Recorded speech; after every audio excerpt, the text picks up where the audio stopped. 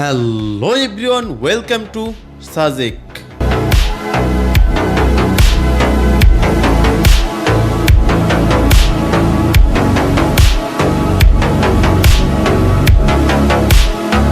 সাজেক আপনার আমার সবচেয়ে পছন্দের ভ্রমণ ডেস্টিনেশন।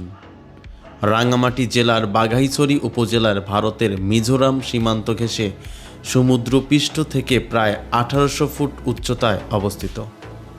সকালে মেঘের কোমল ছোঁয়া আর বিকেলে সূর্যাস্তের সোনালি আভা চমৎকার রূপে ধরা দেয়। মেঘ আর পাহাড় মিলে তৈরি করে এক অনন্ত ক্যানভাস, যেখানে আপনি খুঁজে পাবেন শান্তি আর স্বপ্নের ঠিকানা। আজকের এই ভিডিওটি দেখলে সাজেক নিয়ে সকল প্রশ্নের উত্তর আপনি পেয়ে যাবেন। সাজেকের ভ্রমণ খরচ কত, কোথায় থেকে কোথায় যেতে হবে এবং সাজেক গিয়ে কী ভুলগুলো করা যাবে না। তো চলুন শুরু করি আজকের ভিডিও।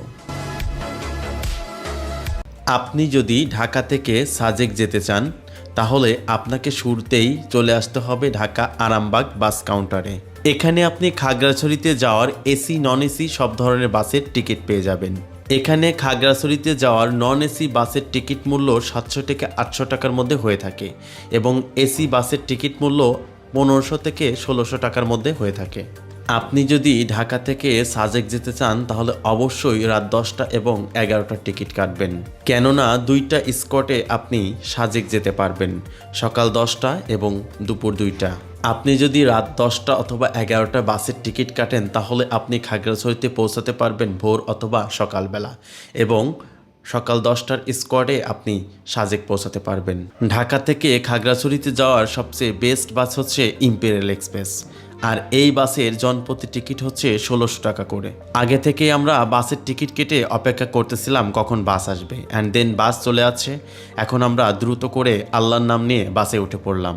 প্রথমে বাসে করে যেতে হবে আমাদের খাগড়াছড়ি, এরপর খাগড়াছড়ি থেকে চাঁদের গাড়ি অথবা সিএনজি করে আমাদের যেতে হবে সাজেক। ঢাকা থেকে কুমিল্লাতে গিয়ে বাসটি থামে এবং যাত্রা বিরতি দেয় 20 মিনিটের জন্য।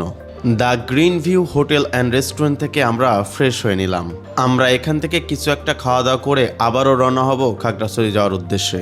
অনেকে এখানে ভারী ধরনের খাবার খায়, যেমন ভাত, মাংস, রুটি, কিন্তু আমার পছন্দের তালিকা আছে স্যান্ডউইচ। তাই তো রেস্টুরেন্ট থেকে বের হয়ে গ্রিন ভিউ ফুডস থেকে 2টা স্যান্ডউইচ নিয়ে নিলাম। স্যান্ডউইচ খাওয়ার পর আবারও আমরা গাড়িতে উঠে পড়লাম এবং রওনা হলাম আমাদের ডেস্টিনেশনে। পাহাড়ি রাস্তাগুলো এঁকে বেঁকে হওয়ায় হঠাৎ করে আমার ঘুম ভেঙে গেল।